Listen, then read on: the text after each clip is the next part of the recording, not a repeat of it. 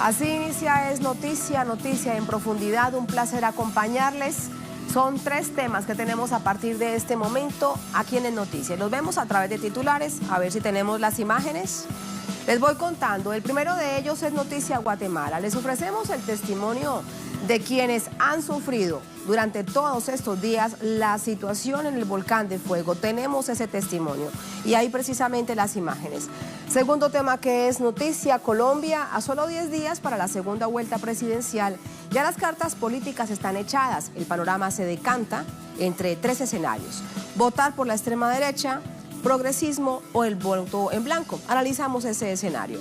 Y tercer tema que es Noticia España. Por fuera, el Partido Popular, los socialistas en el poder, nuevo gabinete, un pueblo que exige ser atendido. Nos preguntamos, ¿qué margen tendrá el PSOE para comenzar a recomponer la crisis dejada por los populares? Lo analizamos. Aquí en Noticia que así comienza. Bienvenidos, bienvenidas.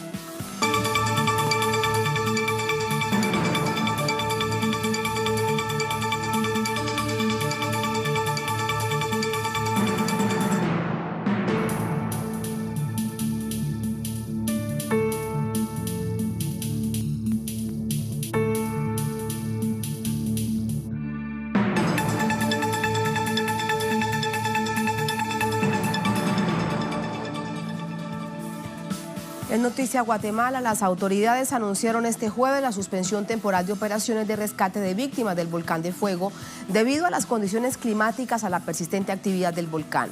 Las condiciones sociales en la zona afectada son una preocupación que va en aumento. Aquí tenemos los detalles. Las malas condiciones climáticas motivaron la decisión de la Coordinadora Nacional para la Reducción de Desastres de Guatemala, CONRED.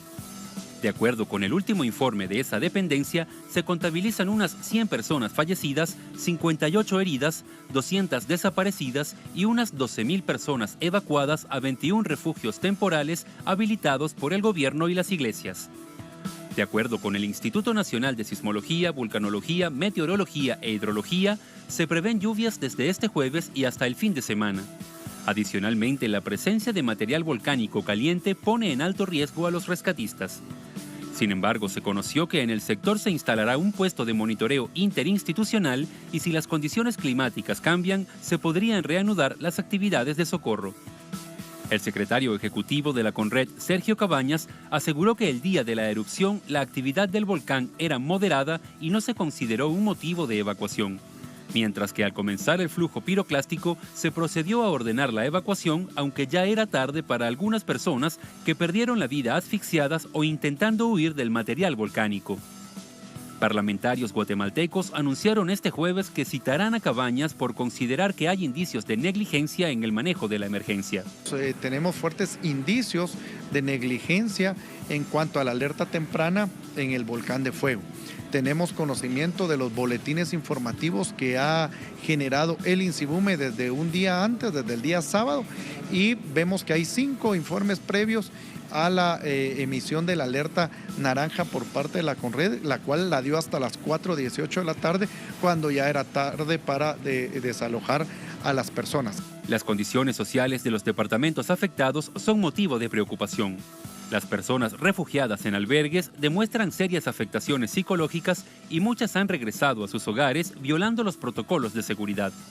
La aldea de El Rodeo permanece casi por completo cubierta por ceniza volcánica y hay sectores donde es muy probable que permanezcan cuerpos sin vida que no podrán ser recuperados.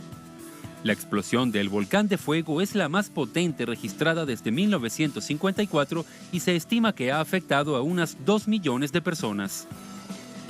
Y precisamente en este lugar se encuentra nuestro corresponsal Mario Rosales con los testimonios de quienes han logrado sobrevivir, pero viven en medio de la angustia, de la incertidumbre. Aquí lo tenemos. Hola, ¿qué tal? Un saludo allá hasta el set central. Seguimos acá en esta cobertura de Telesur dándole seguimiento a la tragedia, a los rostros de las víctimas, a los rostros de los damnificados. Nos encontramos acá en una escuela contigua al Salón Municipal de la cabecera departamental de Escuintla, uno de los principales albergues. Hasta acá han llegado decenas de familias en donde, pues bueno, Por el momento se está tratando de que los niños pues encuentren un rato de distracción. En medio de toda esta tragedia, en medio de todos los ánimos tan caldeados, la pérdida de seres queridos, la pérdida de los objetos de valor, la pérdida del hogar, se está tratando de entretener a los niños con pelotas, con juegos, con payasos. Vamos a tratar de hablar con algunas de las personas que acá se encuentran para conocer un poco lo que ha acontecido. Señora, mucho gusto. Cuéntenos su vida antes de esta tragedia. ¿Cómo transcurrían las horas previas a esta tragedia, señora? Pues bueno, nosotros antes de que transcurriera, pues estábamos, digamos, tranquilos en la casa. No pensábamos qué es lo que iba a suceder ya entrando la tarde. Pero sí, ya viendo, digamos, las cosas, nos trasladaron para acá como a las 2 de la mañana, pero sí, nos espantamos porque estaba fuerte, mucho azufre, mucha arena. Y sí, nos sentimos un poco tristes porque quedó nuestras casas, nuestros animales, nuestras cosas. El momento de la erupción, señora, ¿cómo recuerda usted esos momentos de tener que salir, de tener que abandonar todo? ¿Cómo lo revive usted ahora? Pues bueno, ya no quisiéramos recordarlo ya de pensar qué es lo que iba a suceder, ya no quisiéramos pensar, recordar qué es lo que nos iba a venir, pues. Sí. Y ahora encontrarse acá, ¿con cuántos de sus familiares lograron salir de su vivienda y con cuántos están ahora acá en este albergue? Pues gracias a Dios, todos estamos bien, toda mi familia está bien, mis hijos, pero los demás prójimos, los vecinos, es lo que sentimos que ellos no están con nosotros, los que fallecieron en ese lugar, a la par de donde pasó ese, ahí vivíamos nosotros. ¿Qué piensan hacer ahora, señora? ¿Qué los meses por venir, las semanas por venir, qué es lo que piensan hacer ahora? Pues la verdad, solo esperemos en Dios que ya no siga eso, queremos regresar a nuestros hogares otra vez. Sí.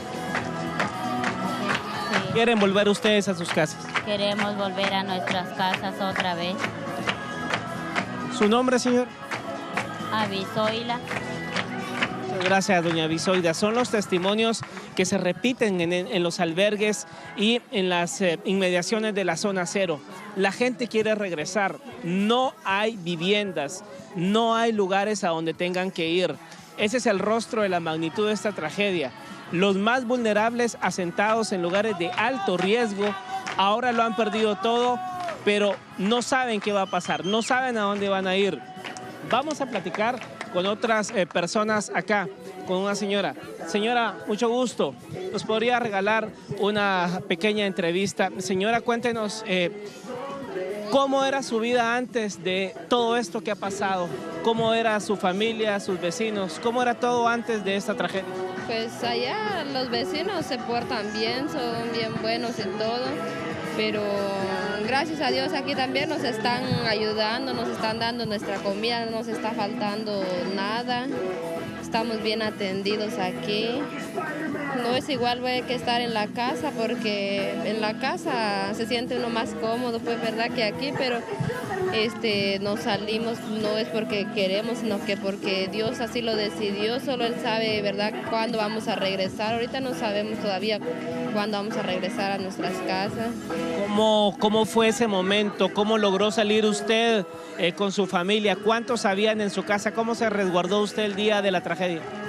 Pues nosotros ese día no salimos, sino ahí con mi tía nos quedamos, toda la familia nos quedamos juntos en la noche. Ya no pudimos salir porque se vino la lava, como vivimos en medio de dos ríos, los dos ríos que se crecieron, entonces ya no pudimos salir. Hasta el otro día salimos temprano, a las 8 de la mañana salimos. Y ahora, señora, ¿cuánta gente la acompaña acá en este albergue y cómo ve las semanas por venir, los meses por venir? ¿Han pensado cómo van a rehacer su hogar? ¿Cómo ve el panorama, señor? Pues ahorita no hemos pensado, ¿verdad?, cómo vamos a volver a hacer otra vez. No lo hemos pensado. ¿Cuántos niños le acompañan de sus hijos o familiares acá? Mis familiares, casi todos mis familiares están aquí. Hijos, solo un hijo tengo. Sí. ¿Cuántos familiares vienen con usted acá? Somos 19 familias, somos como 60 familiares más o menos. Sí. ¿Su nombre, señora? Adeli Montejo. Muchas gracias, señora Montejo.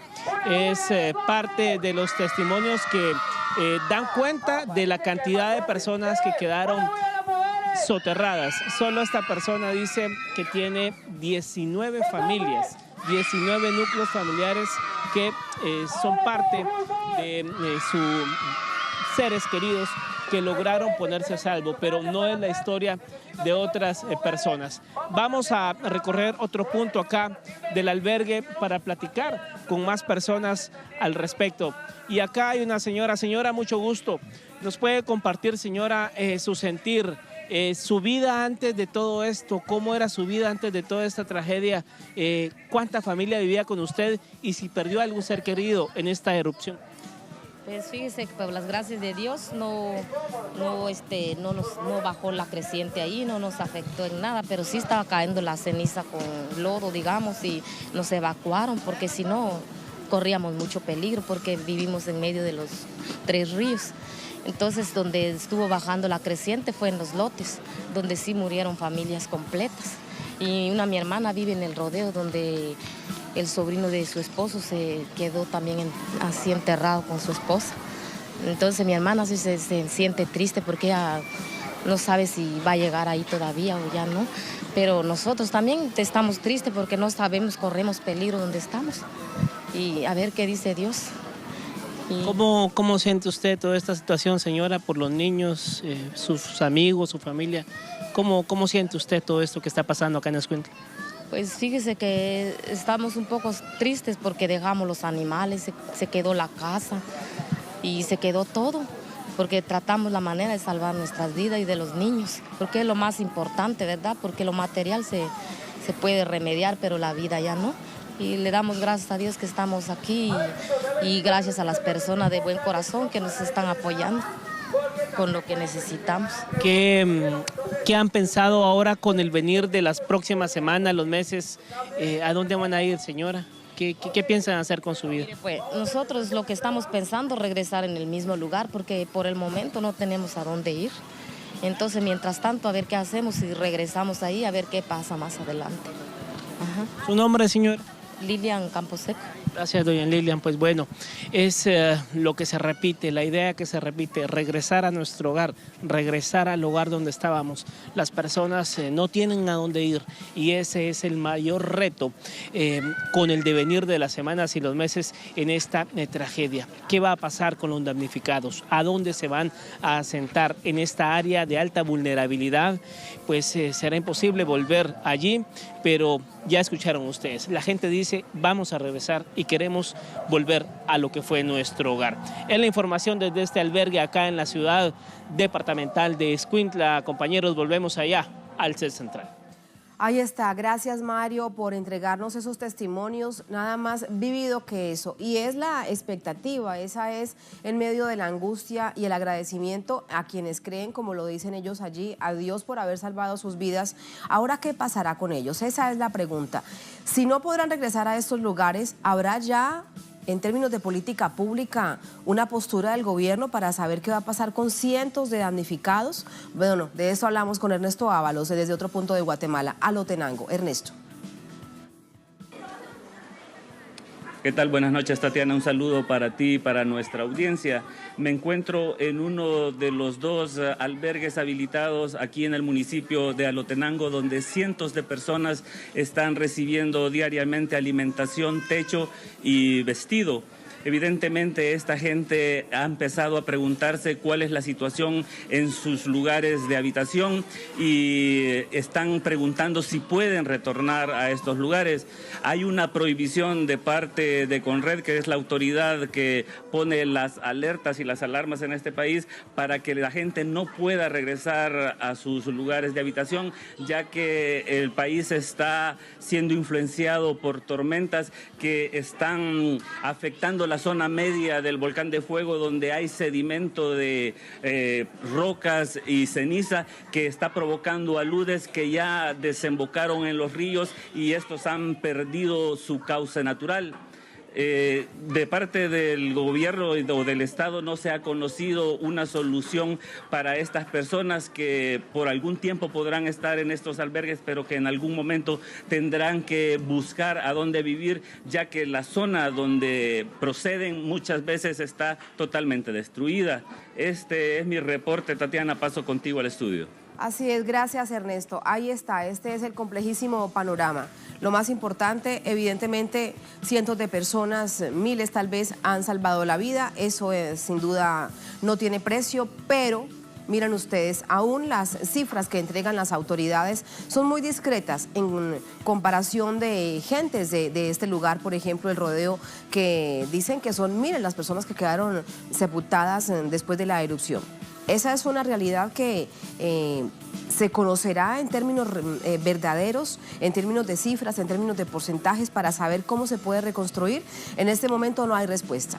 Así nos vamos a la primera pausa en esta emisión de Noticia. Al volver en Noticia Colombia, a solo 10 días para la segunda vuelta presidencial, ya las cartas políticas están echadas. El panorama se decanta entre 3 escenarios.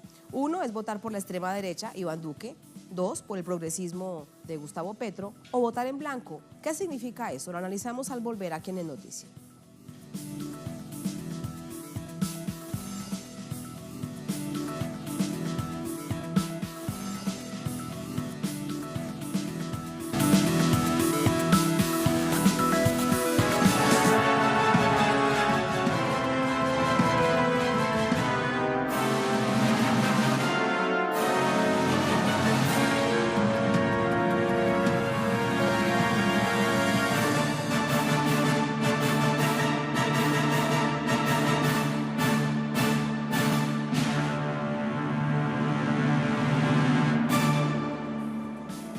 En Noticia Colombia, a solo 10 días para la segunda vuelta presidencial, Colombia ya cuenta con un panorama político claro en torno a las alianzas que lograron los candidatos a la presidencia.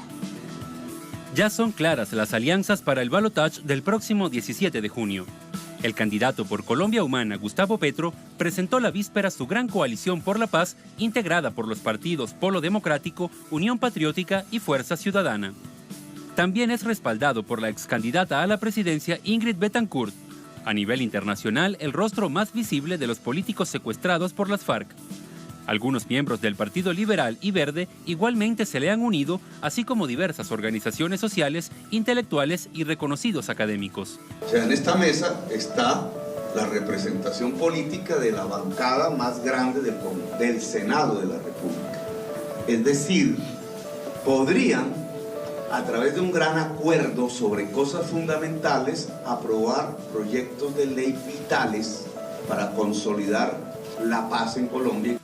Por su parte, Iván Duque, candidato del Centro Democrático y pupilo del expresidente Álvaro Uribe, asegura que dará continuidad al proceso de paz, pero con algunas modificaciones. Para la segunda vuelta, cuenta con el apoyo del Partido Conservador y de un amplio sector del liberalismo. También del partido Cambio Radical, cuyo candidato en primera vuelta fue Germán Vargas Lleras. La postura de esta fuerza política causó grandes divisiones internas. Este martes, una de sus figuras, Carlos Fernando Galán, anunció su renuncia al partido y a su curul en el Senado por no identificarse con el proyecto del Centro Democrático. Nosotros gobernamos guiados por lo que más le convenga a todo el pueblo colombiano. Ni Duque ni Petro consiguieron el apoyo de candidatos que alegaban representar ideas de centro, como Sergio Fajardo o el liberal Humberto de la Calle, quien se desligó de su partido. Tanto Fajardo como de la Calle anunciaron su voto en blanco, por lo que esta opción podría ser protagonista en el balotaje.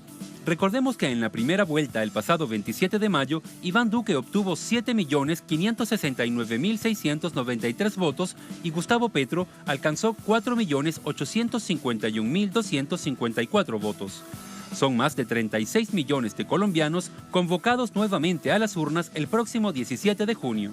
El próximo presidente de Colombia asumirá el 7 de agosto para el periodo 2018-2022. Seguimos sumando información, vamos hasta Bogotá con nuestra corresponsal Paola Fernández desde la sede del Consejo Nacional Electoral. Paola, expectativa por pronunciamiento del CNE que se activa justo en tiempo de época electoral en Colombia. Así es, Tatiana. Buenas noches para usted y para todos los televidentes. Nosotros estamos aquí a la espera del pronunciamiento oficial por parte del Consejo Nacional Electoral que se pronunciará sobre las denuncias hechas por Colombia Humana, el partido del candidato Gustavo Petro. Lo que se conoce y lo que ha dicho el candidato es que se presentaron 4.000 irregularidades, son 4.000 denuncias formales en 1.706 mesas de 97.000 que fueron instaladas en todo el país. Por estos motivos, el partido presentó 27 reclamaciones formales ante el Consejo Nacional Electoral que en contados minutos tendrá que pronunciarse acerca de estas reclamaciones, si se acogerá o no y qué medidas se tomarán para segunda vuelta. Previo a esta rueda de prensa, lo que ha dado a conocer el Consejo Nacional Electoral es una resolución donde se dice textualmente que ninguna de las fórmulas inscritas para las elecciones presidenciales obtuvo una votación equivalente a la mitad más uno de los votos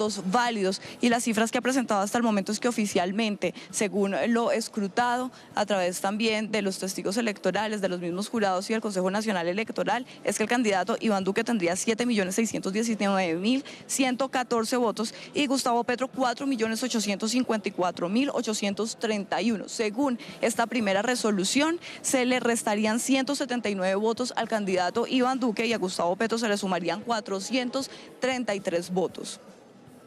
Mientras esperamos esa información, esa resolución que emita el Consejo Nacional Electoral, importante revisar el panorama político, Paola, en particular durante esta jornada, esa gran coalición por la paz para mantener vivo ese proceso de paz tan anhelado entre el Estado y la guerrilla de las FARC, hoy convertida en un partido político. ¿Quiénes se unen? ¿Qué reacciones hay en el país?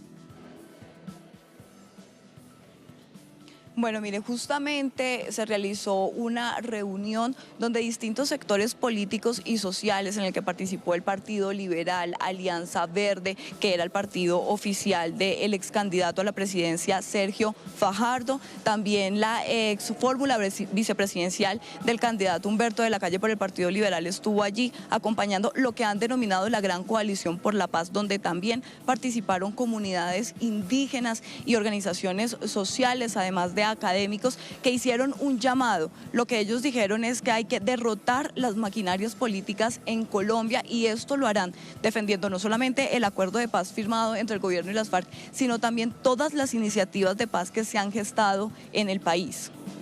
De la candidatura de Iván Duque, ¿qué dice él con respecto al proceso de paz en Colombia? ¿Qué es lo último? Evidentemente, en términos generales conocemos que él dice, no lo voy a hacer trizas como al principio, pero lo voy a reformar. Es básicamente en términos sintéticos. Ahora, ¿qué postura ha tomado?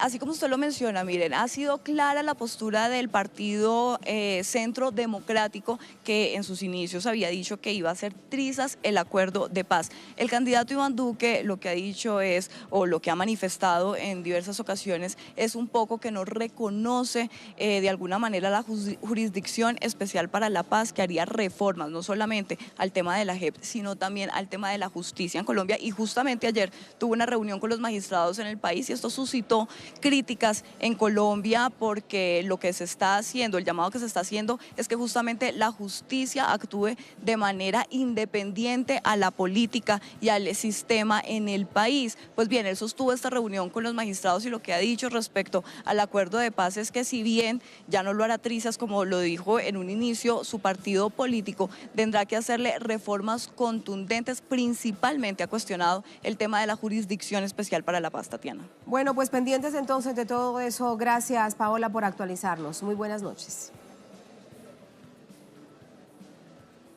Allí teníamos a nuestra corresponsal permanente desde Bogotá, Paola Fernández. Se queda para el servicio informativo de Telesur Noticias desde el Consejo Nacional Electoral al tanto de esa resolución que se emitan los magistrados, reiteramos, del CNE, una organización que solo se activa en tiempo de campañas electorales en Colombia. Así nos vamos a la segunda última pausa en esta emisión de Noticia. Al volver, en Noticia España. Por fuera, el Partido Popular Los socialistas ya están en el poder, hay un nuevo gabinete, hay las imágenes, un pueblo exige ser atendido. ¿Qué margen tendrá el PSOE, los socialistas, para comenzar a virar en la política? Vamos a analizarlo al volver en el Noticia.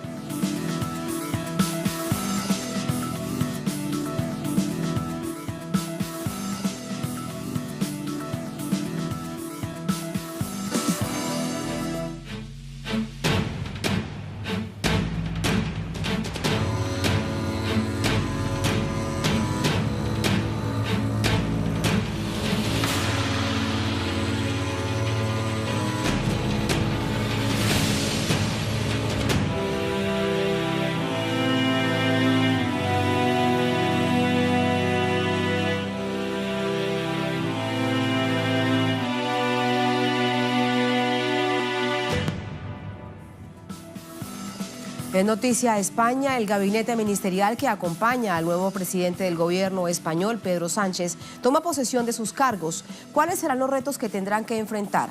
¿Qué país deja Rajoy? ¿Qué país dejan los populares? Vamos a revisar este panorama. El tren ministerial que acompañará al nuevo presidente del gobierno español, Pedro Sánchez, recibe un país en crisis. Parte de la herencia del Partido Popular se resume en casi 4 millones de desempleados, 26% de empleos precarios y 13 millones de pobres, según Oxfam Intermón. A esto se le suma un desalojo de vivienda cada 4 horas por falta de pago, según cifras oficiales, además de abultados expedientes de corrupción gubernamental. El nuevo gabinete tomó posesión de sus cargos luego de prometer ante el rey Felipe VI el cumplimiento de sus obligaciones. Algunos de ellos dieron a conocer su diagnóstico del país. El ministro de Asuntos Exteriores, Josep Borrell, se refirió en sus primeras declaraciones al tema separatista. No les oculto que son tiempos difíciles. España se enfrenta a quizá el mayor problema que se puede enfrentar un país, que es su integridad territorial. La Unión Europea se enfrenta a una crisis de confianza. Asimismo, la titular del Ministerio de Política Territorial, Meritxell Batet, se refirió al tema haciendo hincapié en la importancia del diálogo. Escuchar, dialogar y consensuar. Creo que la recuperación de la palabra, de las palabras, con Cataluña especialmente, pero con todas las comunidades autónomas, es imprescindible. Por su parte, la ministra de Educación y Desarrollo Profesional, Isabel Celaá, se refirió a las características más importantes que debe tener la educación de su país. Buscamos una educación inclusiva, integradora, comprensiva, bilingüe en unos casos, trilingüe en otros, respetuosa y cultivadora de las lenguas cooficiales, signo indiscutible de nuestra personalidad, de la diversidad de España y cauces conciudadanos. Al nuevo presidente del gobierno español lo acompañará igualmente Carmen Calvo como vicepresidenta y ministra de Igualdad, Dolores Delgado, ministra de Justicia, y Nadia Calviño en Economía, entre otros. A pesar de que una tercera parte de los ministros designados no sigue la línea política del PSOE, el nuevo presidente los ha catalogado como profesionales reconocidos y respetados. Agregó que tienen una misma visión de la sociedad progresista, modernizadora y europeísta. Vamos con el análisis. Para ello nos acompaña Adoración Guamán, doctora, profesora de Derecho, es española, nos acompaña desde Quito, en Ecuador. Hola, profesora, buenas noches, bienvenida a Noticia de Telesur. Hola, buenas noches. Hemos escuchado durante esta jornada, una vez conocido de manera detallada los perfiles de los nuevos integrantes de ese tren ministerial del gobierno español, las visiones. Quiero preguntarle cuál es la suya. Bueno, como primera valoración podríamos afirmar que este es un gobierno de diseño pensado para contentar, para tranquilizar, para buscar un electorado de centro con guiños a ambos lados. De luego, creo que se quiere devolver una suerte de prestigio profesional e intelectual con una imagen de atractiva solvencia. Esto no es un gobierno para una legislatura corta, es un gobierno para lanzar al PSOE a una nueva legislatura larga, es decir, es un gobierno como para reilusionar al electorado del PSOE, para atraer y para contentar, y aquí hay algo interesante, para contentar ámbitos que se han demostrado como los principales temas en la agenda de movilización. Y miremos nombres, por ejemplo, hay una ministra para la transición ecológica, hay una ministra de Trabajo, Migraciones y Seguridad Social. La pregunta que ahora hablaremos es si este gobierno de diseño, con tantos guiños, realmente puede o quiere enfrentar el reto de realizar política de transformación social en el plano material, en ese plano capital-trabajo, o va a tender a pasar esta legislatura haciendo grandes declaraciones y haciendo políticas vistosas, pero sin tocar quizá el verdadero eje de la precariedad en España. Exactamente, ese es un punto fundamental para analizar, pero antes déjeme plantearle otra pregunta. Hechos simbólicos, no había ni Biblia ni crucifijo en esa mesa. Eso hay que revisarlo. ¿Qué mensaje se está enviando? Creo que está enviando un mensaje de modernidad, un mensaje de haber escuchado la calle, un mensaje de resituar todo lo que es el simbolismo. Y el crucifijo, la Biblia, desde luego son importantes, pero lo más importante, y creo que el punto más destacable de este gobierno, antes de empezar quizá a ver el futuro, es que la realidad es: estamos ante un gobierno del cual de las 17 carteras, 11 son mujeres. Y además creo que esto es un símbolo de tomar nota de un 8 de marzo, de una serie de movilizaciones que le han marcado la hoja de ruta, y es una muestra de que sí se puede romper el techo de cristal. Siempre se nos dice que es que la dificultad de encontrar mujeres técnicas, esto es una total mentira que nos cuentan mucho tiempo, y este gobierno demuestra como, por supuesto, hay mujeres técnicas y mujeres perfectamente preparadas, y los ministerios duros, economía, trabajo, tradicionalmente masculinizados, ahora están ocupados por mujeres con un elevadísimo grado de experiencia. Y esto, por supuesto, más allá de un símbolo, como dice la actual vicepresidenta ya, es la voluntad de hacer un gobierno femenino y feminista. Y hablemos entonces ahora, eso sí, de asuntos realmente estructurales que se han visto tan golpeados. Y no me refiero primero a lo cotidiano como los desahucios, que es un asunto estructural que golpea lo cotidiano. Me refiero a las bases del Estado en general. Han hablado en sus discursos de democracia, de equidad, de igualdad, de soberanía, de integración nacional. Es decir, no habíamos escuchado durante bastante tiempo este tipo de reflexiones tan profundas. Están en los discursos, están allí. El asunto es cómo llevar eso a la práctica. Sí, lo que está claro es que este gobierno ha llegado marcando la prioridad de modernización, de crecimiento, de regeneración democrática, y todo esto tiene un punto positivo. El problema, por ejemplo, que creo que hay que ponerlo sobre la mesa rápidamente, es el marcado europeísmo y frases como hay que ser responsable con los compromisos con Europa. Esto implica mucho más. Esto implica aceptar que Europa puede marcarnos un techo de gasto, que Europa puede marcarnos un comportamiento en políticas públicas que viene haciendo desde el año 2009 con el mecanismo que se llama semestre europeo y las recomendaciones por país, que nos están recomendando recortar aún más el gasto, que este es el gran problema, que cuando hablan de soberanía tendrían que revisar también qué grado de soberanía tiene un país que está acatando los mandatos de la Unión Europea para cuestiones relativas, por ejemplo, al mercado de trabajo, a los derechos laborales, a los derechos sindicales, a la sanidad, al gasto hospitalario, a la educación, sin plantearse que eso realmente también es parte de la soberanía y de las políticas en favor de las mayorías sociales que el gobierno, desde luego del PP, no ha hecho, en parte porque ha cumplido con lo que mandataba la Unión Europea. Por lo tanto, hay que tener muy claro que esta aceptación y esta responsabilidad con Europa es un discurso que debería revisarse si realmente se quieren cambiar estos cambios estructurales, estas modificaciones y reformas estructurales que han marcado el gobierno del Partido Popular. Entonces, yo creo que ese es el principal reto del gobierno, junto con haber aceptado unos presupuestos y haber aceptado, por tanto, un reparto del gasto público que le va a cortar a la hora de hacer políticas sociales. Y estas son las dos cuestiones que, más allá del gesto de un gobierno de diseño con tantos guiños, en el ámbito ya más estructural tendremos que ver cómo se desempeñan y cómo estos ministros, con unos discursos que realmente están tocando, como ha dicho muy bien usted, cuestiones que no se hablaban abiertamente y que tienen unos objetivos muy, muy ilusionantes, sobre todo para una gran parte del electorado socialista también, que estaba buscando esto, cómo van a materializarse en verdaderos cambios estructurales. Ese es un punto clave, profesora Guamán, porque la gran pregunta en este momento es cierto, pasó el momento de la alegría, los populares se fueron, el país está en una situación muy, muy complicada. Políticamente se logró, después de tantos intentos, los socialistas llegar con el apoyo del progresismo y de la izquierda. Pero la pregunta clara y concreta ahí es, ¿cuánto tiempo va a esperar a España el pueblo español, a que comiencen a realmente a tomarse decisiones que cambien sus dolores tan profundos. Por ejemplo, el asunto de los desahucios. Por ejemplo, cuando llegue el invierno y no haya la calefacción para las escuelas. Por ejemplo, que lleguen a los centros hospitalarios y no tengan las medicinas necesarias. Sí, desde luego no hay tiempo de espera porque realmente hay una situación de precariedad que debe atajarse.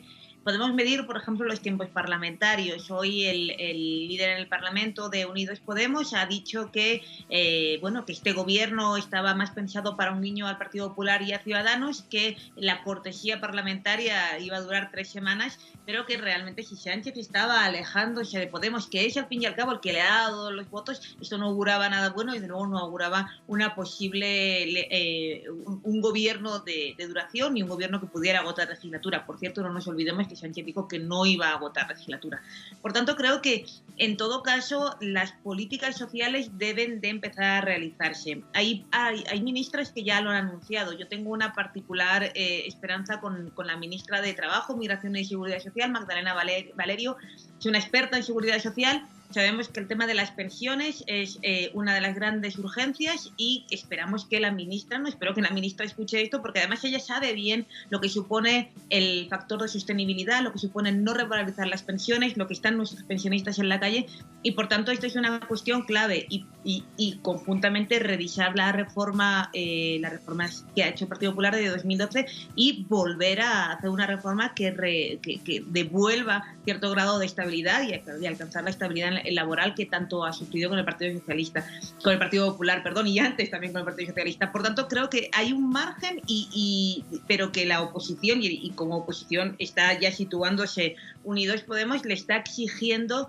claramente no solamente gestos, sino medidas concretas. Por ejemplo, decía hoy Pablo Iglesias, la cuestión de los permisos de maternidad-paternidad iguales, intransferibles y pagados 100%. Esto tiene que ser algo que ya se aprobó en el Parlamento y que tiene que aprobar que el gobierno debe poner en práctica ya, porque sin la cuestión de cuidados no se va a alcanzar una igualdad y la igualdad material, salarial, para alcanzar una igualdad entre mujeres y hombres. Es decir, la ruta está marcada.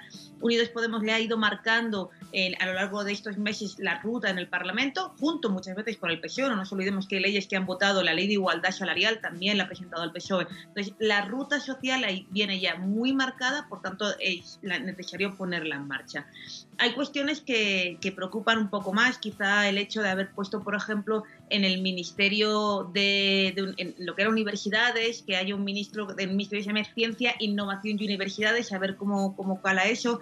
Un ministro, uno de los ministros estrella mediático, que es, como bien saben, es astronauta y bueno, a ver que si estas figuras tan mediáticas luego acaban haciendo realmente ese trabajo tan necesario, por ejemplo, como en la Universidad Española, devolver la dignidad que ha sufrido nuestra Universidad Española por los escándalos que ya sabemos y sobre todo mejorar la estabilidad de las y los docentes, mejorar la calidad de la docencia, mejorar, por supuesto, las subvenciones para que rebajen las tasas universitarias. Es decir, hay tanto por hacer en este momento y cada ministro parece que va dando pinceladas y falta materializar, falta ver cómo se materializa eso realmente y no hay tiempo. Ese es el punto clave, entre otras cosas. Claro y clave, no hay tiempo. La población está realmente urgida porque son demasiadas cosas. El desafío es muy grande, hay que ver cómo les va. Un placer, profesora, muchas gracias, buenas noches. A vosotros, buenas noches. Muy buenas noches. Buenas noches también para todos ustedes, así ponemos punto final a esta emisión de Noticia. Durante esta jornada, otro hecho fue noticia. Hemos estado muy pendientes, con eso lo dejamos. Hasta mañana.